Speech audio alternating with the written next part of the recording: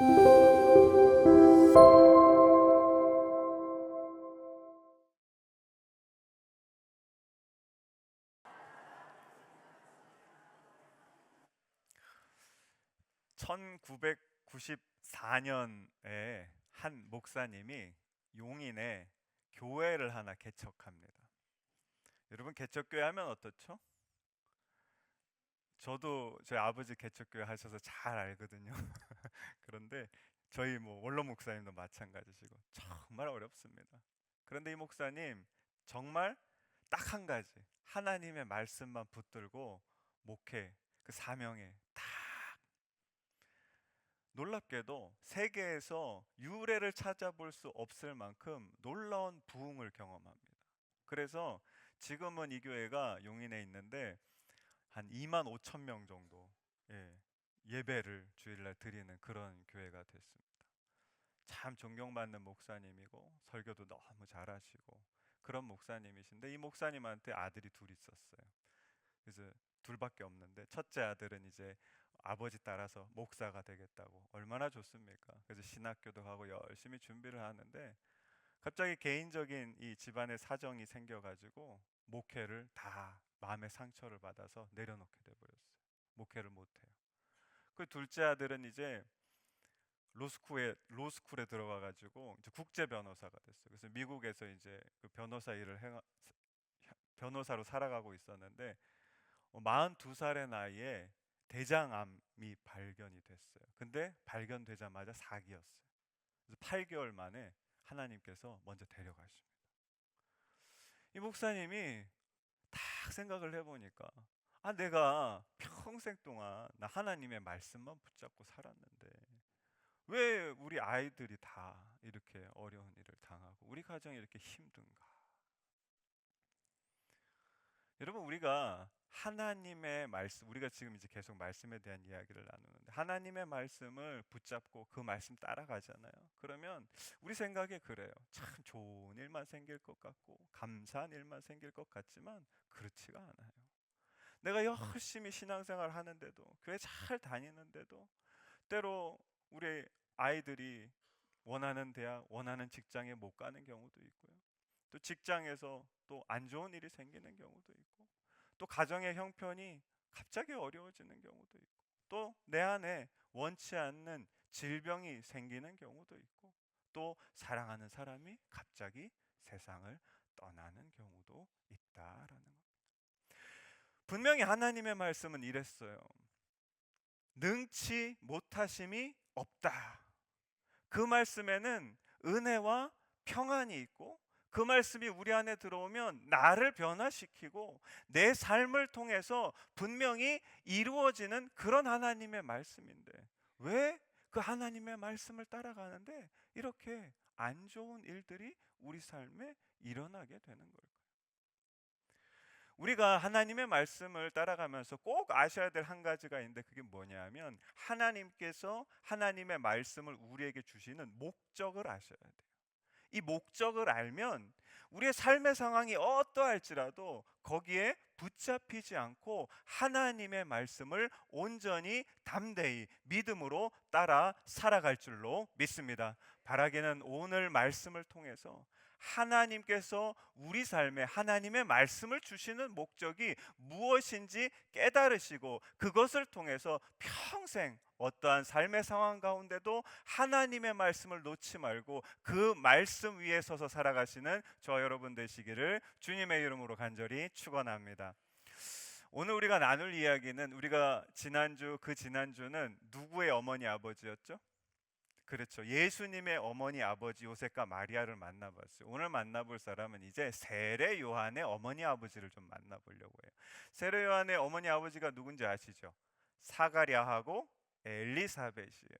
이 사가랴하고 엘리사벳을 참 독특하게 성경이 이렇게 오늘 설명하는데, 우리 6절 말씀 같이 한번 읽어보겠습니다. 시작. 이 두 사람이 하나님 앞에 뭐라고 합니까? 우리 지난주에 요셉도 어떤 사람이었죠? 의로운 사람이라 이랬잖아요. 그렇죠? 의로운 사람의 뜻이 뭐였습니까? 하나님의 말씀을 따르는 사람이 의로운 사람이었어요. 보니까 정확한 설명이 나와요. 주의 모든 계명과 규례대로 행했어요. 근데 특별히 오늘 성경이 뭐라고 이야기합니까? 뭐가 없습니까? 흠이 없다라는 이야기를 해요. 이 굉장히 중요한 이야기인데 잘 보라는 거예요. 오늘 여러분 이 사가랴가 직업이 뭐냐 하면 제사장이에요. 이 엘리사벳도 아론의 자손이고, 그러니까 아주 순혈의 레위인들인 거예요. 그런데 이 가정 가운데 아픔이 하나 있었는데 이어지는 7절 말씀 보시면 이렇게 되어 있습니다. 같이 한번 읽어볼게요. 시작. 엘리사벳이 뭐를 못합니까? 잉태를 못함으로 그들에게 자식이 없고, 근데 이 두 사람이 나이가 벌써 많은 거예요. 당시에 여러분 이 사회의 통념이 이랬어요. 평범하지 않은 거는 문제가 있는 거다. 그러니까 예를 들어 뭐 손에 장애가 있어요. 그러면 여러분 이 장애를 가진 거는 뭐 때문에 장애를 가지게 됐죠? 지금은 아닌데 그때는 그랬어요. 이 사람의 죄나 부모의 죄 때문에 하나님으로부터 뭘 받아서 저주를 받아서 심판을 받아서 그렇게 된 거다. 근데 보세요. 아이를 못 낳는 것도 당시에 여러분 모든 사람이 다 아이를 낳았어요. 지금처럼 불임이 없습니다. 그 다 아이를 낳는데 아이를 못 낳아요. 그럼 사람들이 뭐라고 할까요? 아이고 참 뭐 이렇게 잘못한 게 있겠지. 저 가문에 혹은 저 사람에게. 근데 보세요. 이 사람이 뭘 감당하죠? 제사장이에요. 사가랴는. 그럼 여러분 제사장은 우리 레위기 22장 21절 우리 말씀 같이 보면 중요한 제사장의 요인이 있습니다. 같이 한번 읽어볼게요. 시작. 제사장 아론의 자손 중에 뭐를요? 흠이 없는 자는 나와 여호와께 화제를 드리지 흠이 있는 죄송합니다. 흠이 있는 자는 나와 여호와께 화제를 드리지 못할지니. 제사장은 여러분 중요한 게 흠이 있으면 안 돼요. 흠이 있으면 제사장을 할 수가 없어요. 그러니까 성경이 오늘 이걸 보라는 거예요. 왜 의인이라고 하면서 흠이 없는 자다라고 하는데 이 사람이 뭐 하는 사람이라고요? 제사장인 거예요. 그러니 여러분 평생에 나는 흠이 없어야 되는 사람인데 흠이 있습니까? 없습니까? 있죠. 뭘 못 낳았어요? 아들을 못 낳잖아요. 자식을 못 낳잖아요. 근데 보세요. 이게 여러분 자, 한 달 힘들었을까요? 1년 힘들었을까요? 10년 힘들었을까요? 평생 동안 힘들었다는 거예요. 얼마나 힘들었겠습니까? 이 사가랴가 자기가 이 제사장의 직무를 행할 때마다 나가면 사람들이 어떻게 볼 것 같아요? 에이구 저 자식도 없는 저 제사장, 하나님한테 저주받은 제사장, 이런 걸 늘 고통 가운데 살았던 사람이 이 사가랴입니다. 근데 여러분 더 고통스러운 사람이 한 분 더 있습니다. 누굴까요? 그렇죠. 엘리사벳이에요. 당시에 여러분 지금은 우리가 그런 생각 안 하지만 당시에 아이를 못 낳는 거 누구 책임입니까? 당시입니다. 지금 아니에요. 당시에 엘리사벳 책임인 거예요. 그러니 보세요. 나 때문에 지금 남편이 어떻습니까? 내가 보기에도 흠이 없는 사람이에요. 하나님의 말씀대로 살고 의인인 거예요. 그런데 나 때문에 이 사람이 평생 어떻게 삽니까? 제사장 직무를 행할 때마다 힘든 거예요. 그러니 여러분 이 둘의 삶은 너무나도 힘든 삶이었다라는 겁니다. 그런데 여러분 여기에 대해서 예수님께서 분명히 말씀하십니다. 요한복음 우리 9장 3절 말씀 같이 한번 읽어볼게요. 시작. 예수께서 대답하시되 이 사람이나 그 부모의 죄로 인한 것이 아니라 그에게 하나님이 하시는 일을 나타내고자 보세요. 우리가 살면서 어려움 당하고 고난 당하고 힘든 일 생기는 거 많은 분들이 여러분 가끔씩 그렇게 생각해. 아이고 내가 이거 신앙생활 잘못해서. 전혀 그런 거 아닙니다. 아무런 누구의 죄도 아니에요. 잘못도 아니에요. 그냥 거기에는 하나님이 나타내고자 하시는 일, 그의 뜻과 하나님의 역사가 있는 줄로 믿습니다. 그래서 여러분 우리가 이것을 분명히 아셔야 돼요. 그런데 여러분 사가랴가 이제 계속 이야기를 이어가 보면 이제 직무를 하러 성전에 들어갔어요. 성전에 딱 들어갔는데 갑자기 하나님의 천사가 향단 곁에 딱 나타납니다. 여기 어디냐면 그림 한번 보여주시면 자 여기가 성소입니다. 이제 제사장이 들어가 가지고 하나님한테 예배 드리는 거예요. 저 뒤에 커튼 뒤에가 어디냐면 지성소인데 거기는 하나님 임재하시는 곳이고, 저 앞에 보면 가운데 있는 게 향단이에요. 저기에 가 가지고 제사장이 이제 향기로운 제물 이렇게 올려 드리는 곳이란 말이에요. 그런데 그 향단 어디예요? 곁에 천사가 딱 나타난 거예요. 자, 생각해 보세요. 평생 사가랴가 여러분 어떻게 살았습니까?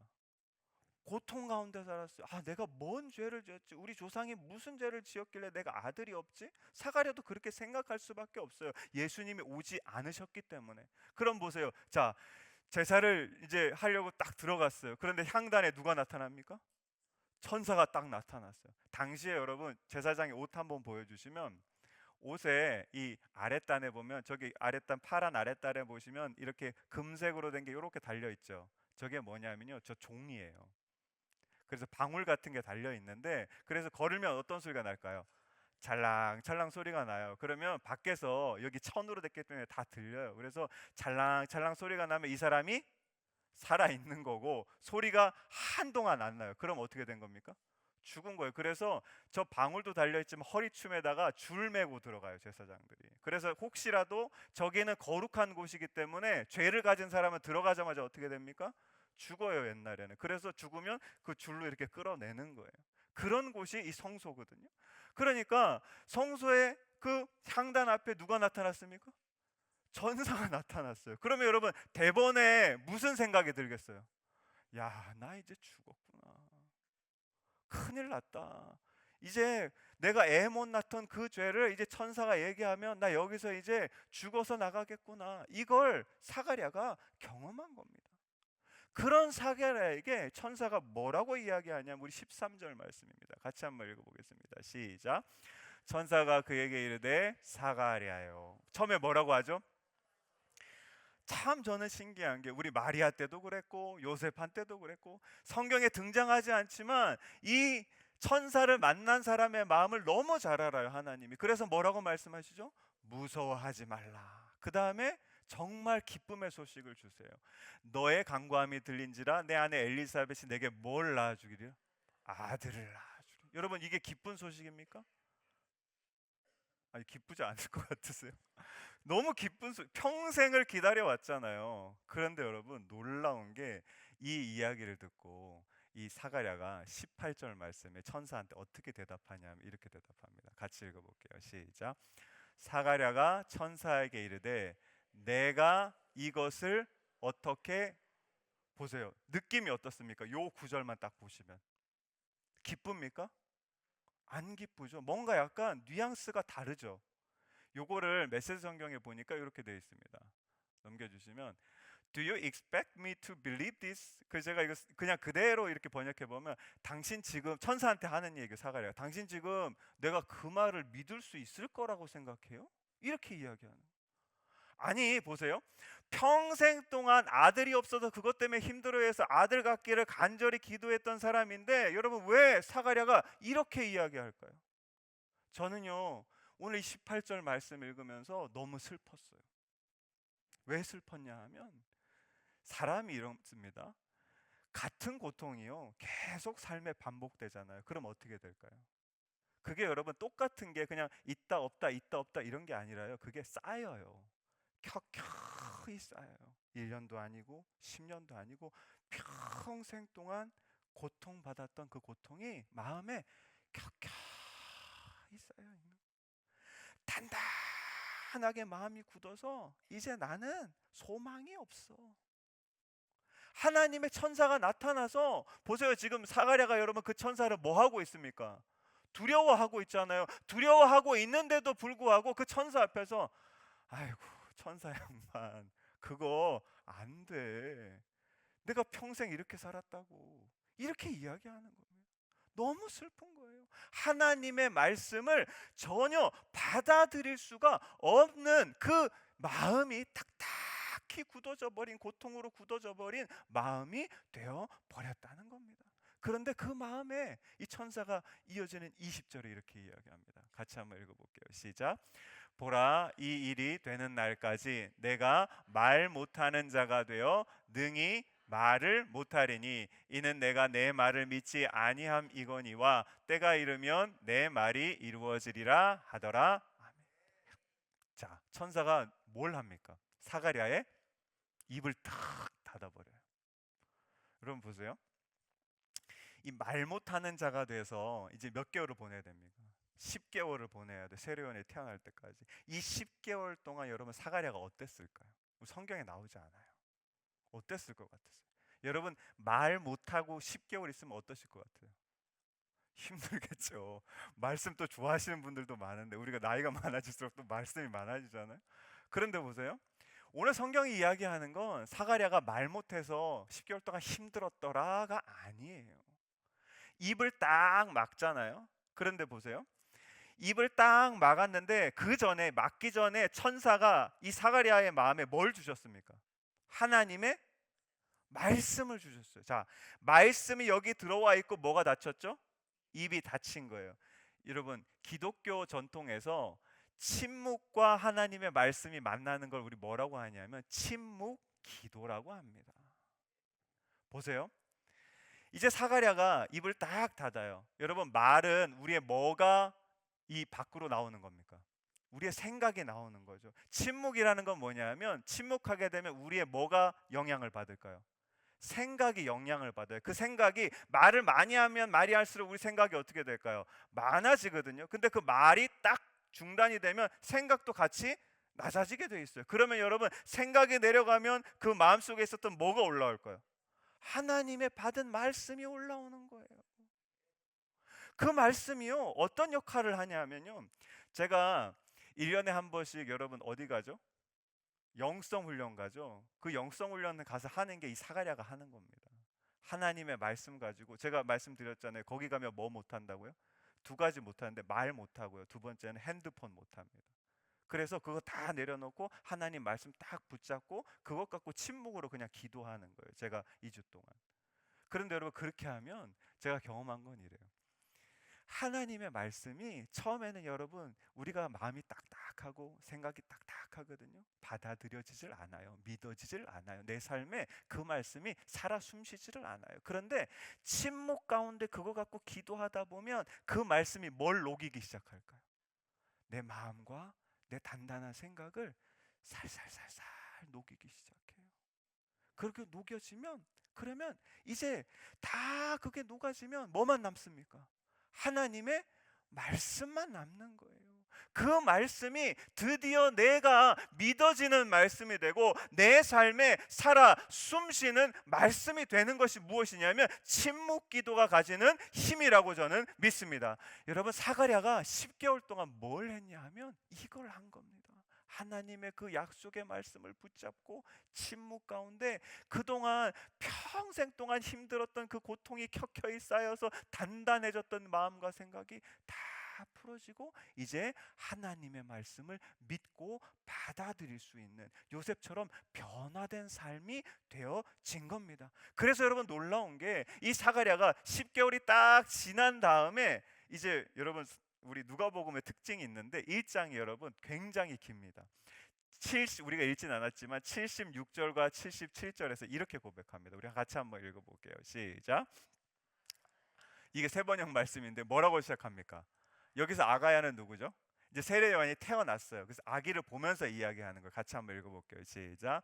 아가야, 너는 더없이 높은 분의 예언자라 불릴 것이니 주님보다 앞서가서 그의 길을 예비하고 죄사함을 받아서 구원을 얻는 지식을 그의 백성에게 가르쳐 줄 것이다. 보세요. 이게 지금 여러분 세례요한이 태어난 거예요. 세례요한이 여러분 광야에 나가서 뭘 했습니까? 아무것도 안 했어요. 근데 이미 사가랴는 어떻게 해요? 하나님의 무엇을? 세례 요한을 향한 뜻을 정확하게 알고 있었어요. 우리가 하나님의 말씀을 받게 되잖아요. 그 말씀을 우리 삶에 품게 되잖아요. 그러면 하나님께서 그 말씀을 통해서 하나님의 뜻을 분명하게 알려주십니다. 그래서 여러분 이야기하는 거예요. 너는 예언자가 될 거고 선지자가 될 거고 예수님의 길을 예비하는 자가 될 거고 너를 통하여 죄사함을 얻게 하는 회개의 세례를 많은 사람들이 누리게 될 거야. 이렇게 이야기하는 겁니다.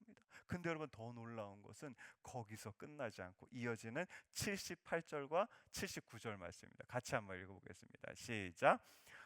이것은 우리 하나님의, 자 보세요. 자, 어디서부터 나온다고요? 하나님의 심정, 하나님 안에서부터 나온다라고 이야기합니다. 다시 한번 읽어볼게요. 이것은 우리 하나님의 자비로운 심정에서 오는 것이다. 그는 해를 하늘 높게 뜨게 하셔서 어둠 속과 죽음의 그늘 아래에 앉아 있는 사람들에게 빛을 비추게 하고, 이게 뭐냐면 보세요. 하나님의 마음에서 이제 나오는 거, 하나님께서 우리에게 말씀을 주시는 목적에 대해서 이야기하는 겁니다. 첫 번째 목적이 뭐죠? 어둠 속에 죽음의 그늘 아래에 있는 우리에게 어떤 것을요? 구원의 빛을 비추시는 거. 그 다음에 두 번째 계속 읽어볼게요. 우리의 발을 어디로요? 평화의 길로. 하나님께서 하나님의 말씀을 주시는 목적은요 분명해요. 첫 번째는 뭐죠? 우리를 어둠 가운데 웃는 우리에게 구원의 빛을 딱 비춰주세요.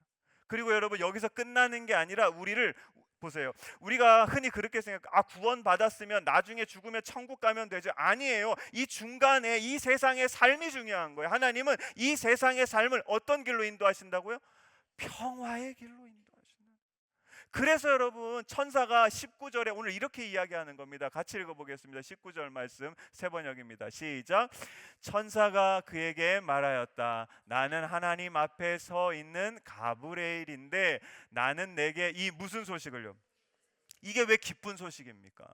어둠 가운데 있는 우리에게 구원의 빛이 비치니까. 그리고 그 어둠 가운데 죽을 수밖에 없는 우리를 어떤 길로 인도하시니까? 평화의 길로 인도하시니까 이 길 가운데서 우리가 누릴 수 있는 건 뭡니까? 기쁨인 거예요. 사랑하는 성도 여러분, 하나님께서 우리 삶에 말씀을 주시거든요. 그 말씀을 주시는 목적, 우리 한번 말씀 띄워줘 보시죠. 제가 1, 2, 3 한번 써놓은 거 있어요. 그거 말고요. 없어요? 네. 말씀으로 해드리겠습니다. 첫 번째가 뭐였죠? 어둠 가운데 있는 우리에게 무슨 빛을요? 구원의 빛을 비춰주시는 거. 이게 첫 번째 하나님의 말씀 주신 목적이고, 두 번째 우리를 어떤 길로요? 자, 천국 가서 평화의 길이 아니에요. 어디에서요? 이 땅에서 평화의 길로 인도하시는 겁니다. 세 번째로 그 평화의 길을 위해서 뭘 누리시게요? 기쁨을 누릴 수 있게 해 주시는 것이 하나님의 목적인 줄로 믿습니다. 사랑하는 성도 여러분, 우리가 이 하나님의 말씀을 주신 목적을 깨달을 때 보세요. 우리의 삶의 상황이 말씀을 따라가다가 힘들고 어려운 일이 벌어져요. 그러면 여러분 거기에 푹 빠져 있으면 하나님의 말씀 위에 못 서서 살아갑니다. 그러나 보세요. 하나님의 말씀은 분명한 목적이 있어요. 우리를 어디로 이끄십니까?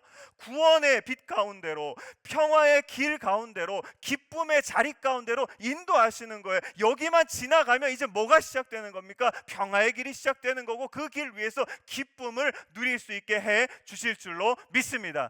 이것이 하나님께서 우리에게 모든 사람들에게 말씀을 주시는 목적이라는 거예요. 근데 여러분 놀라운 게 이 하나님께서 주시는 아름다운 말씀을 누가 받았죠? 큰일 났네요. 사가랴가 받았어요. 그런데 보세요. 이게 사가랴한테만 주시는 말씀이 아니라는 겁니다. 오늘 25절 말씀 같이 읽어볼게요. 시작. 주께서 나를 돌보시는 날에 사람들 앞에서 내 부끄러움을 없게 하시려고 이렇게 행하심이라. 이게 누구의 이야기냐면 엘리사벳의 이야기예요. 여러분 사가랴보다 더 힘든 사람이 누구였죠? 엘리사벳이었어요. 하나님의 말씀이 임하자. 여러분 그것은 사가랴한테 분명히 임한 거예요. 그런데 사가랴도 구원과 평화와 기쁨을 누렸어요. 근데 그게 여러분 사가랴를 넘어서 누구한테로 갑니까? 더 힘들어한 그 엘리사벳, 그 가족한테로 흘러가는 거예요. 근데 여러분 보세요. 거기서 끝나는 게 아닙니다. 우리 오늘 사가랴의 이야기잖아요. 스가랴서 9장 말씀 보시면 이런 말씀이 있습니다. 같이 한번 읽어볼게요. 스가랴서 9장 9절부터 10절까지 말씀. 그것도 없습니까? 왜 이러지? 제가 읽어드리겠습니다. 시온에 따라 크게 기뻐할지어다. 예루살렘에 따라 즐거이 부를지어다. 보라, 내 왕이 내게 임하시나니 그는 공의로우시며 구원을 베푸시며 겸손하셔서 나귀를 타시나니 나귀의 작은 것 곧 나귀 새끼니라. 내가 에브라임의 병거와 예루살렘의 말을 끊겠고 전쟁하는 활도 끊으리니 그가 이방 사람에게 화평을 전할 것이요 그의 통치는 바다에서 바다까지 이르고 유브라데 강에서 땅 끝까지 이르리라. 아멘. 이 말씀은요 예수 그리스도를 예언한 말씀이에요. 그런데 보세요. 첫 번째 뭐가 나오냐면 기쁨이 나오고요. 그 왕이 오셔서 무엇을 주시냐 하면 우리에게 구원을 주실 것이고, 그리고 마지막으로 그 왕이 우리에게 화평, 평화를 주실 것이다 라고 이야기합니다. 근데 놀라운 건 제가 다시 읽어드릴게요. 이게 누구를 위한 말씀이냐 하면 이렇게 되어 있습니다. 그의 통치는 바다에서 바다까지 이르고 유브라데 강에서 땅 끝까지 이르리라. 아멘. 가정을 넘어서요 온 이스라엘을 넘어서 이 땅에 살아가고 있는 모든 사람들에게 하나님께서 무엇을 주신다고요? 구원과 평화와 기쁨을 주시겠다 약속하고 있는 말씀인 줄로 믿습니다. 사랑하는 성도 여러분, 우리의 삶 가운데 정말 꼭 아셔야 될 게 무엇이냐 하면 바로 하나님께서 우리에게 말씀을 주시는 그 목적입니다. 하나님께서 말씀을 왜 주시냐면 우리를 어디로 인도하시냐면 그 구원의 자리로, 그 평화의 자리로, 그 기쁨의 자리로, 우리뿐만 아니라 우리의 가정, 그리고 가정을 넘어서 이 땅의 모든 사람들을 그 구원과 그 평화와 그 기쁨의 자리로 인도하여 주실 줄로 믿습니다. 제가 아까 서두에 이야기했던 그 목사님 이야기하면서 오늘 말씀 마치겠는데요, 그 목사님이 이제 둘째 아들이 죽었다고 그랬잖아요. 그래서 그 둘째 아들 장례식 전날이었어요. 늘 하던 대로 뭘 했냐 하면 이제 큐티를 하는 거예요. 이 큐티 책을 탁 펼쳤어요. 어떤 말씀이 탁 눈에 보였을까요? 어떤 말씀일 것 같으세요? 내일 이제 내 생때 같은 멀쩡하던 둘째 아들이 죽었어요. 장례를 치르고 화장을 해야 돼요. 하나님이 이 말씀을 주셨대요. 데살로니가전서 5장, 같이 읽어보겠습니다. 시작.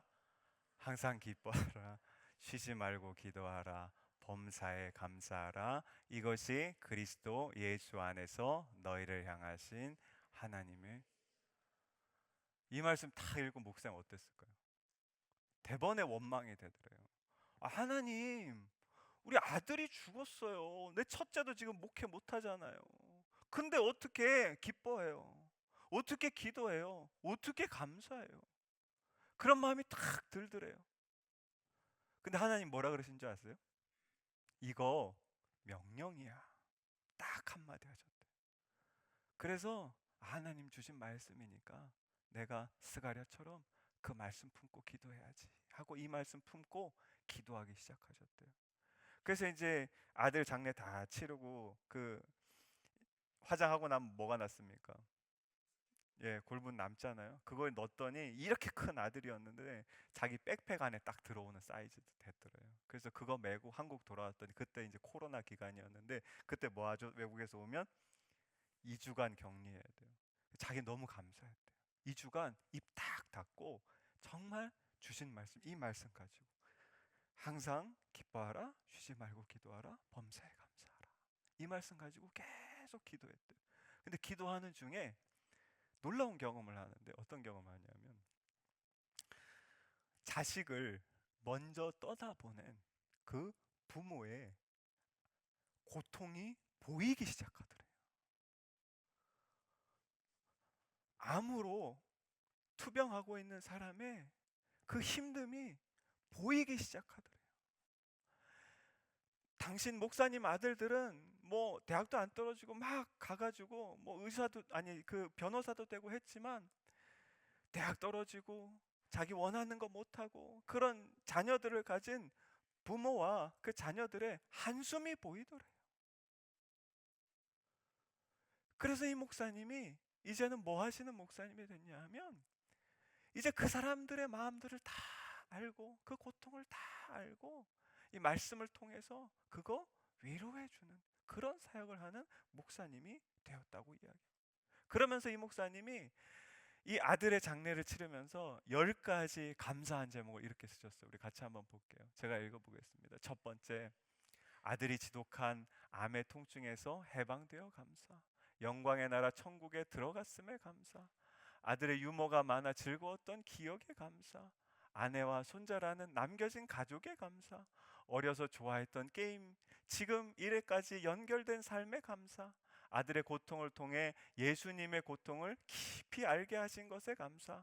아들의 투병을 통해 많은 암 환자들과 함께 할 수 있음에 감사. 자녀 먼저 보낸 부모들의 마음과 함께 할 수 있게 된 것에 감사. 아들을 위해 기도한 수많은 증보자들과 하나가 된 것에 감사. 아들이 있는 천국을 더욱 가까이 바라보게 된 것에 감사. 이 10가지 감사를 쓰셨다고 합니다. 사랑하는 성도 여러분, 말씀에는요 분명한 목적이 있어요. 내가 받으면 이해가 안 돼요. 왜 하나님, 내가 어떻게 기뻐해요? 내가 어떻게 감사해요? 그러나 여러분 보세요. 그 말씀은 분명히 우리를 어디로 이끕니까? 구원의 빛이 비치는 자리, 평화의 길이 예비되어 있는 자리, 그 길 위에서 기뻐할 수 없을 수밖에 없는 그 자리로 우리를 인도해 주시는 줄로 믿습니다. 사랑하는 성도 여러분, 이 목사님도요 하나님의 말씀 때문에 그 고통에서 쉽사리 빠져나왔어요. 그리고 지금은 여러분, 많은 사람들에게 이 하나님의 위로와 사랑을 말씀을 통해 전하는 그 기쁨의 자리에서 하나님 주시는 놀라운 기쁨을 당신만 누리는 것이 아니라 많은 사람들과 함께 누리고 계신 줄로 믿습니다. 바라기는 저와 여러분의 삶도 이렇게 하나님의 말씀이, 정말 능치 못함이 없는 그 말씀이, 내가 그 말씀을 이렇게 내 가슴 속에 품을 때 그 말씀이 내 속에 들어와서 나를, 내 딱딱한 마음과 내 딱딱한 생각을 다 녹아내리고 변화시켜서 정말 하나님의 말씀을 받을 수 있는 사람으로 변화시켜 주시고, 저와 여러분의 삶을 통해서 그 하나님의 말씀이 놀랍게 이루어지게 인도하여 주실 줄로 믿습니다. 그리고 그 자리에서 여러분, 우리는 무엇을 누리냐 하면 구원의 빛과 평화의 길과 기쁨을 누리게 될 줄로 믿습니다. 그리고 그것은 나만 누리는 것이 아니라 나를 넘어서 우리 가정을 채우고 내가 만나는 모든 사람들과 내 삶이 놓여진 그 지역 가운데 하나님의 사랑이 되어 놀랍게 흘러가게 될 줄로 믿습니다. 그렇게 하나님의 말씀 붙잡고 그 말씀 위에 서서 살아가시는 저와 여러분 되시기를 주님의 이름으로 간절히 축원합니다.